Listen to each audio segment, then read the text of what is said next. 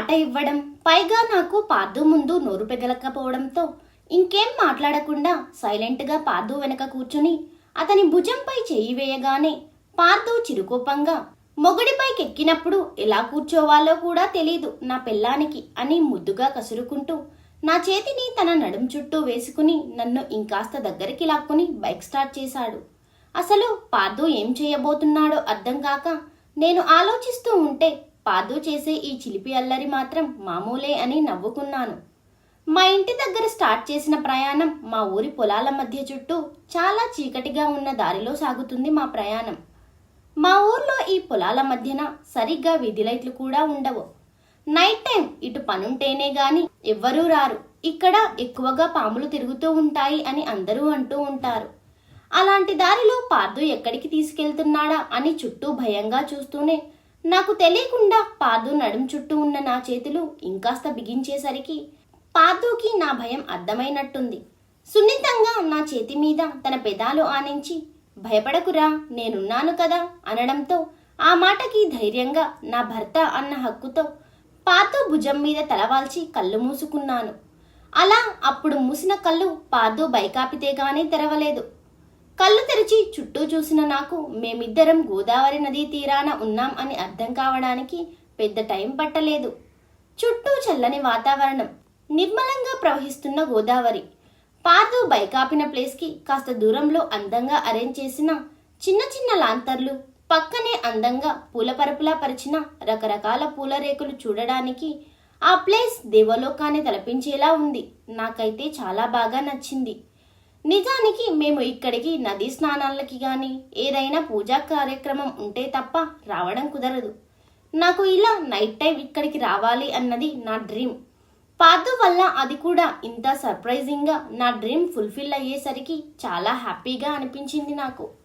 ఆ ప్లేస్ని చూసి నేను ఆశ్చర్యం నుండి సంతోషపడేలోగా పార్దు నన్ను తీసుకెళ్లి ఆ పూల పాన్పులా అరేంజ్ చేసిన దాని మీద కూర్చోబెట్టి తను చొరవగా నా ఒడిలో తలపెట్టుకుని నా చేతిని తన గుండెల మీద పెట్టుకున్నాడు. పార్దు సడన్ గా అలా నాకు అంత దగ్గరగా నా ఒడిలో పడుకునేసరికి నా గుండె వేగం పెరిగి అది నా చేతిలోకి వచ్చేసినట్టు అనిపించింది.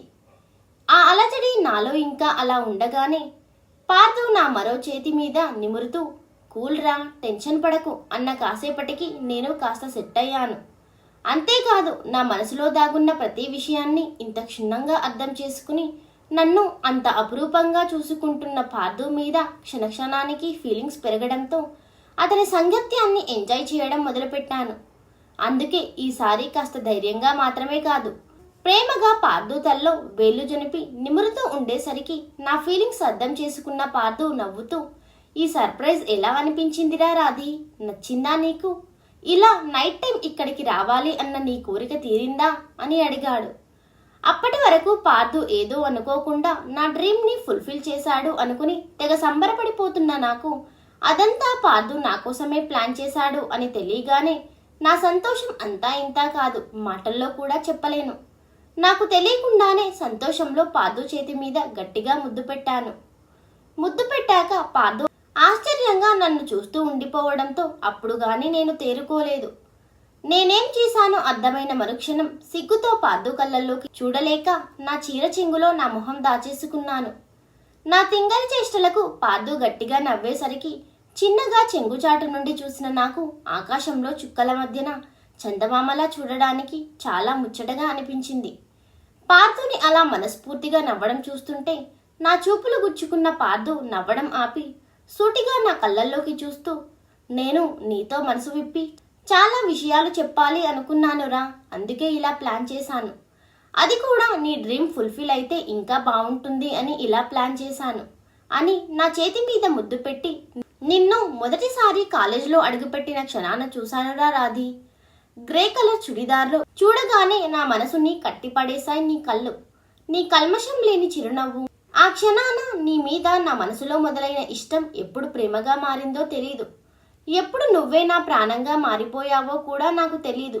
నిన్ను దూరం నుండి చూస్తూనే 3 ఏళ్లు గడిపేశానురా. కానీ నీ విషయంలో ఆ 3 ఏళ్లలో నేను ఊహించని విషయాలు తెలుసుకోవడమే కాదు, మనసుని కష్టపెట్టే నిజాలు కూడా తెలుసుకున్నాను. నువ్వు నేను ఒకే బ్రాంచ్ కాకపోయినా నీ క్లాస్మేట్స్లో కూడా నాకు ఫ్రెండ్స్ ఉండడంతో నువ్వు మీ బావని ప్రేమిస్తున్న విషయం తెలియగానే నా మనసు ఎంత బాధకు గురైందో చెప్పలేను. ఆ నిజాన్ని డైజెస్ట్ చేసుకోవడానికి నాకు చాలా టైం పట్టింది. ఆ నిజాన్ని యాక్సెప్ట్ చేశాక నీ మీద ఇంకా హోప్స్ పెంచుకుని ఆ తరువాత నా ప్రేమను నీకు ఇబ్బందిగా మార్చడం ఇష్టం లేక నీ నుండి దూరంగా వెళ్ళిపోదాం అనుకున్నాను. కరెక్ట్గా అదే టైంలో డాడీ బిజినెస్లో బాగా లాస్ వచ్చి చుట్టాలే కాదు డాడీ సొంత చెల్లెలైన విశాలత్తయ్య కూడా మా నుండి మొహం చాటేసేసరికి డాడీ చాలా కృంగిపోయారు. ఆ క్షణమే నిర్ణయించుకున్నాను డాడీకి సపోర్టుగా నిలబడాలి అని. అందుకే నా పెయిన్ పక్కన పెట్టి బిజినెస్ హ్యాండిల్ చేయాలి అనుకున్నాను. ఎంత పక్కన పెట్టాలి అనుకున్నా నీ మీద నాకున్నది కేవలం ఇష్టం మాత్రమే కాదు కదరా, ప్రేమ కదా. అంత ఈజీగా నిన్ను పక్కన పెట్టలేకపోయాను. ఆ రోజు నుండి కాలేజ్లో నిన్ను దూరం నుండి చూసి సంతోషపడుతూనే డాడీ బిజినెస్ని మళ్ళీ వెలుగులోకి తీసుకుని రావడానికి చాలా కష్టపడాల్సి వచ్చింది. నీ విషయంలో, చదువు విషయంలో, డాడీ బిజినెస్ విషయంలో ఆ టైంలో నేను తీసుకున్న ప్రెషర్ మామూలుగా ఉండేది కాదు. ఒక్కోసారి స్ట్రెస్ తట్టుకోలేక నిద్ర కూడా పట్టేది కాదు. అలాంటి టైంలో స్లీపింగ్ పిల్స్ని ఆశ్రయించిన నేను నెమ్మదిగా ప్రతి రాత్రి వాటికి అలవాటు పడిపోయాను. కానీ ఇంత పెయిన్ తీసుకుంటున్న నన్ను చూసి దేవుడికి జాలేసిందేమో, లేకపోతే నీకు మీ బావ కరెక్ట్ కాదు అనుకున్నాడో. ఒకరోజు అనుకోకుండా మీ బావ వేరే అమ్మాయితో చాలా క్లోజ్గా ఉన్న సిచ్యుయేషన్లో నా కళ్ళల్లో పడ్డాడు. వాణ్ణి అలా చూడగానే మామూలుగా నా ప్లేస్లో ఉన్న ఎవరికైనా సంతోషంగా అనిపిస్తుందేమో కానీ నాకు మాత్రం బాధ, కోపం కలగలిపి వాణ్ణి చంపేయాలన్నంత కోపం వచ్చింది. ఎందుకంటే వాడికి నీ మీద ప్రేమ లేకపోవచ్చు గాని నీకు వాడంటే ఎంత పిచ్చో వాడికి తెలిసి కూడా వాడలా నిన్ను మోసం చేయడం నాకు ఏమాత్రం నచ్చలేదు. ఒకవేళ వాడికి నీ మీద ఫీలింగ్స్ లేకపోతే నీకు ఆ విషయం చెప్పాలి. లేకపోతే నీతో కలిసి కాస్త టైం స్పెండ్ చేయడానికి అయినా ప్రయత్నించాలి. కానీ అవన్నీ కాకుండా పైకి నిన్ను ప్రేమిస్తున్నట్టు నటిస్తూ నీ వెనకేమో అలా మోసం చేసేసరికి చాలా బాధేసిందిరా నాకు. ఆ క్షణమే ఫిక్స్ అయ్యాను నా రాధే జీవితాన్ని ఇలాంటి చెత్త విధవ చేతిలో నాశనం కాకుండా కాపాడుకోవాలి అని. అందుకే టైం చూసి వాణ్ణి కసితీరా కొట్టి నీకు దూరంగా ఉండమని గట్టిగా వార్నింగ్ ఇచ్చాను. ఆ వార్నింగ్ ప్రభావమే అప్పటి నుండి నీకు కాస్త దూరంగా ఉండేవాడు వాడు. నువ్వు వాడలా అవాయిడ్ చేయడం తట్టుకోలేక జ్వరం తెచ్చుకునేసరికి దానికి కారణం అయిన నా మీద నాకే చాలా కోపం వచ్చిందిరా. కానీ అప్పటి నుండి వాడు అసలు రూపం తెలిస్తే నువ్వెలా రియాక్ట్ అవుతావో అన్న భయం కూడా నాలో మొదలైంది. అందుకే ఆ క్షణం నుండి నిన్ను మరింత జాగ్రత్తగా కాచుకోవడం మొదలుపెట్టాను. అలా మొత్తానికి మన చదువులు కంప్లీట్ అయ్యాయి. నీ ముందుకొచ్చి ప్రపోజ్ చేయాలి అని మనసు గొడవ చేస్తున్నా దాని నోరు నొక్కేసి నీకు మీ బావ నిజస్వరూపం తెలిస్తే ఎలా రియాక్ట్ అవుతావో అన్న ఆలోచనతోనే అనుక్షణం గడిపేవాడిని. నువ్వు చెన్నైలో పీజీ చేయడానికి వెళ్ళాలి అనుకున్నప్పుడు నువ్వు మీ బావ నుండి దూరంగా వెళ్తున్నందుకు చాలా సంతోషంగా అనిపించింది నాకు. మాకు కూడా చెన్నైలో మరో బ్రాంచ్ ఉండడంతో నేను కూడా అక్కడికి షిఫ్ట్ అయిపోయాను. అదృష్టం కొద్దీ మీ బావ నా వార్నింగ్కి భయపడడమే కాదు వాడు చదువు మీద తప్ప అన్నిటి మీద దృష్టి పెట్టడంతో వాడు నీతో పాటు చెన్నై రావడానికి కూడా మొగ్గు చూపలేదు. నువ్వు చెన్నైకి వచ్చి హాస్టల్, కాలేజీకి ఇబ్బంది పడకూడదు అని నీకు తెలియకుండా నేను అన్నీ ముందే సెట్ చేసి ఉంచాను. లక్కీగా అన్నీ నీకు నచ్చాయి. అందరినీ వదిలిపెట్టి అక్కడ నీ డ్రీమ్ కోసం ఒంటరిగా ఉండడానికి నువ్వు పడ్డ కంగారు నాకు ఇప్పటికీ గుర్తుందిరా. మొదట్లో నువ్వలా బాధపడడం చూడగానే వెంటనే నీ దగ్గరకు వచ్చి నిన్ను దగ్గరికి తీసుకుని ధైర్యం చెప్పాలి అనిపించేది. కానీ అది సాధ్యం కాదని నా మనసుకి నేనే సర్ది చెప్పుకుని నిన్ను దూరం నుండే చూసుకుని సంతోషపడేవాడిని. అదే టైంలో అనుకోకుండా ఒకసారి నేను మెయిన్ బ్రాంచ్కి వెళ్లాల్సిన పని ఉండడంతో నిన్నొదిలి వెళ్ళబుద్ధిగాక చాలా కష్టంగా ఇక్కడికి వచ్చి ఇక్కడ పని పూర్తి చేసుకుని తిరిగి బయలుదేరేసరికి మీ బావకి వేరే అమ్మాయితో పెళ్లి సెట్ అయిందని తెలిసింది. ఆ క్షణం నా ప్లేస్లో ఇంకెవరైనా ఉంటే సంతోషించేవారేమో కానీ నాకు మాత్రం మనసు భారంగా అయిపోయింది. వెంటనే వాణ్ణి చంపేయాలన్నంత కోపం వచ్చింది కానీ అదే టైంలో నీ గురించి భయం మొదలై మరుక్షణమే నీ గురించి తెలుసుకున్నాను. అప్పటికే నువ్వు ఇంటికి వచ్చేసావు. వాడికి పెళ్ళి అన్న విషయం తెలుసుకున్నావు. నువ్వు ఆ పెయిన్ని ఎలా కంట్రోల్ చేసుకున్నావో నాకు తెలియదు కానీ నీకు వాడి నిజస్వరూపం తెలియాలి అని తెలిస్తే నువ్వు ఎలా రియాక్ట్ అవుతావో అని నిన్ను తలుచుకుంటూనే నా మనసుకి చాలా కష్టంగా అనిపించింది. అలా వాడి పెళ్లి జరగడమే కాదు, వాడేంటో కూడా నువ్వు తెలుసుకున్నందుకు ఒకవైపు సంతోషంగా అనిపించినా వాడి వల్ల నువ్వు ఇంత పెయిన్ తీసుకున్నందుకు ఆ క్షణం వాణ్ణి చంపేయాలన్నంత కోపం వచ్చిందిరా. కానీ కోపం అన్ని సమస్యలకు పరిష్కారం కాదు కదా. అందుకే ఆ క్షణం వాణ్ణి శిక్షించడం కంటే నీకు సపోర్టుగా ఉండడం ముఖ్యం అనిపించింది. అందుకే నువ్వు వాడి పెళ్లి నుండి ఇంటికి వెళ్ళి ఎవరికీ చెప్పకుండా చెన్నై బయలుదేరిన క్షణం నుండి నువ్వు హాస్టల్కి చేరుకునే వరకు నేను నీతోనే, నీ పక్కనే ఉన్నాను. నువ్వు ఆ రోజు అనుభవించిన బాధ, మానసిక క్షోభ నాకు ఇప్పటికీ గుర్తుందిరా. నిన్నలా చూసిన క్షణం నుండి నాకు నువ్వేమైపోతావో అన్న భయం మొదలైంది. మొదట్లో కాలేజీకి కూడా సరిగ్గా వెళ్ళేదానివి కాదు కదా. అందుకే నీ మనసు నుండి వాణ్ణి పూర్తిగా తీసేస్తే కానీ నువ్వు హ్యాపీగా ఉండవు అనిపించింది. అందుకే నీ లైఫ్లోకి నేను అడుగుపెట్టాలి అనుకున్నాను. ఒకరోజు మావయ్యని కలిసి నా ప్రేమ విషయం చెప్పగానే మావయ్య ఎంతగా ఏడ్చారో నాకిప్పటికీ గుర్తుందిరా రాధి. నువ్వు ఆ ఇడియట్ని ఎంతగా నమ్మావో మావయ్య కూడా వాణ్ణి అంతే నమ్మారు. నువ్వు వాడి వల్ల అలాంటి నరకాన్ని అనుభవిస్తున్నందుకు మావయ్య చాలా బాధపడ్డారు. మావయ్యకి అప్పుడే మాటిచ్చాను, నిన్ను పాతరాధిలా మారుస్తాను, ఎప్పటికీ సంతోషంగా ఉండేలా చూసుకుంటాను అని. అప్పుడు మావయ్య నేను మాట్లాడుకున్న ప్రకారం అమ్మా నాన్నలను తీసుకుని మీ ఇంటికి పెళ్లి గురించి మాట్లాడడానికి వచ్చాను. మీ బావ అసలు రూపం తెలిసిన క్షణమే నువ్వే నా భార్యవి అని నా మనసు గట్టిగా ఫిక్స్ అయిపోయింది. అమ్మా నాన్నలకి నా ప్రేమ విషయం చెప్పగానే ఇద్దరూ సంతోషంగా ఒప్పుకున్నారు. మేము మీ ఇంటికి వెళ్ళేసరికి మావయ్య అత్తయ్యకి నా ప్రేమ విషయం చెప్పడంతో అత్తయ్యకి కూడా నేను నచ్చాను. కానీ అదే విషయం నిన్ను ఫోన్ చేసి అడిగితే అప్పుడు నువ్వున్న పెయిన్లో ఇంకొకరిని నీ జీవితంలోనే కాదు నీ మనసులో కూడా స్థానం ఇచ్చే ధైర్యం చేయలేకపోయావు. నీ మాటలు విన్నాకే అర్థమైంది. అందుకే నువ్వు నీ మనసు సెట్ అవ్వడానికి కాస్త టైం పడుతుంది అని అర్థమైంది. అదే నేను నా పేరెంట్స్కి నీ పేరెంట్స్కి చెబితే వాళ్ళు నా ఇష్టమే వాళ్ళ ఇష్టం అని చెప్పడంతో ఫ్యూచర్లో నువ్వు ఒప్పుకుంటావు అన్న నమ్మకంతో వాళ్ళు అప్పుడే ఒకరికి ఒకరు మాట ఇచ్చేసుకున్నారు. కానీ తీరా మేము తిరిగి మా ఇంటికి వెళ్ళేసరికి నాన్న చెల్లెలు విశాల అత్తయ్య ఆమె కూతురితో పెళ్లి చేయడానికి తాంబూలాలతో మా గుమ్మంలో వెయిట్ చేస్తూ కనిపించింది. అత్తయ్యని చూసి నేనేం రియాక్ట్ కాలేదు. కానీ అత్తయ్య డబ్బుకు విలువనిస్తూ డబ్బుతో బంధాలను ముడిపెట్టేసరికి నాన్నకి చాలా బాధేసింది. అందుకే నాన్న ఆల్రెడీ నాకు పెళ్లి కుదిరిన విషయం చెప్పి నాకు నచ్చిన అమ్మాయితోనే నా పెళ్లి జరుగుతుంది అని తేల్చి చెప్పేసరికి ఇక అత్తయ్య ఏం చేయలేకపోయింది.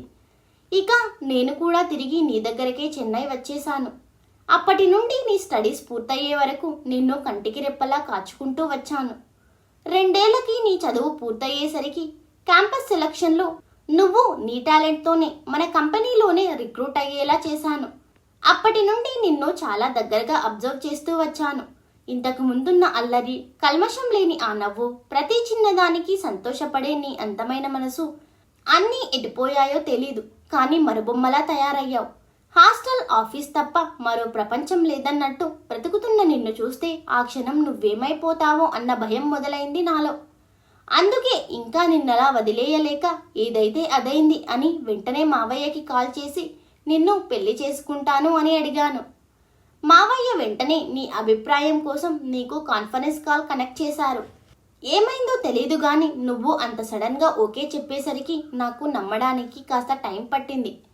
కానీ నువ్వు పెళ్లి విషయంలో మామయ్య మీద ఉంచిన నమ్మకం నా మనసులో నీ స్థానం మరింత బలపడేలా చేసిందిరా రాధి. అలాగే ప్రతి ఆడపిల్ల జీవితంలో తండ్రి ఎంత ఇంపార్టెంట్ రోల్ ప్లే చేస్తాడో ఆ క్షణం నువ్వు నిరూపించేశావు. నువ్వు నన్ను చూడకుండానే పెళ్లికి ఒప్పుకోవడంతో ఆ ఎగ్జైట్మెంట్ని పాడు చేయడం ఇష్టం లేక నేను కూడా నీకు పీటల మీదే ఎదురుపడాలి అని తిరిగి ఇంటికి వెళ్ళిపోయాను. నీకు బాగా అలవాటు పడిపోయిన నేను నీ నుండి దూరంగా ఉండలేకపోయాను.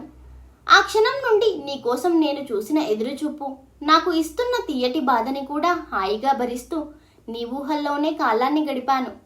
నా ఎదురుచూపుకి తెరదించుతూ పీటల మీద బంగారు బొమ్మలా ఉన్న నిన్ను చూసిన క్షణం పెరిగిన నా గుండె చప్పుడు, నీ కళ్ళల్లో నన్ను చూడగానే కనిపించిన మెరుపులు నాకు తెలియజేసింది నువ్వు ఎప్పటికీ నా సొంతమే అని. అంటూ పాతు ఇన్నాళ్ళు తన మనసులో దాచుకున్న బాధ, కోపం, సంతోషం, ప్రేమ అన్ని ఫీలింగ్స్, ఎమోషన్స్ నా ముందు పెట్టి ప్రేమగా నా నుదుటిన ముద్దు పెట్టాడు.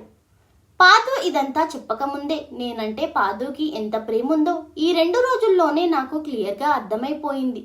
కానీ పాదు ఇదంతా చెప్పాక నాకు పాదు ప్రేమ గురించి తెలిసింది ఆవగింజంతే అని అర్థమైంది. అప్పటికే నన్ను ఇంతగా ప్రేమించే పాదుని నాకు తెలియకుండానే నేను ఇన్ని రోజులు దూరం చేసుకున్నానని, తనని ఇంత మానసిక క్షోభకి గురిచేశానా అన్న ఆలోచన నన్ను ద్రవించేస్తుంటే అదంతా చెప్తూ చెమ్మగిలిన పాదు కళ్ళని చూసిన నేను రెండో ఆలోచన లేకుండా బాగా ఎమోషనల్ అవ్వడం వల్ల ఎరుపెక్కిన పాదు కళ్ళ మీద ముద్దు పెట్టి నేనున్న స్టేట్ ఆఫ్ మైండ్లో ఇంకేం ఆలోచించకుండా పాదు మొహమంతా ముద్దులతో నింపేస్తుంటే పాదు నేను చూపించే ప్రేమకి నా మొహాన్ని తన చేతుల్లోకి తీసుకుని ఊపిరాడట్లేదురా రాధి అన్నాడు పెదాల మీద చెరగని అందమైన చిరునవ్వుతో. ఆ అందమైన చిరునవ్వుకి నేను కన్నీళ్లతో నవ్వుతూ పాదు కళ్ళల్లోకి చూసేసరికి పాదు నా కన్నీళ్లు తుడిచి ప్రేమగా నా కళ్ళపై ముద్దు పెట్టి సూటిగా నా కళ్ళల్లోకి చూస్తూ ఉంటే ఆ చూపుల్లోని అల్లరికి నేను తాళలేక రెప్పలు వాల్చేసి నా ఒడిలో ఉన్న పాదు నుదురిని నా నుదురిని ఆనించి ఐ లవ్ యూ పాదు అనగానే పాదు అల్లరిగా నవ్వుతూ మళ్ళీ చెప్పు అన్నాడు తనకేం వినపడనట్టు. నేను సిగ్గుతో ముడుచుకుపోతూనే ఐ లవ్ యూ శ్రీవారు అని చెప్పడం పూర్తి కాగానే పార్దు సంతోషంగా మా ఇద్దరి ఊపిని మా పెదాలను జతచేసి ఒక్కటే ఊపిరిగా మార్చేశాడు. అంతే, వెంటనే నేను పార్దు గుండెలపై వాలిపోయాను. పార్దుతో నేను కూడా మనసు విప్పి మాట్లాడిన మాటలకి పార్దు ఎలా రియాక్ట్ అయ్యాడో నెక్స్ట్ పార్ట్లో చూద్దాం. Thank you for watching.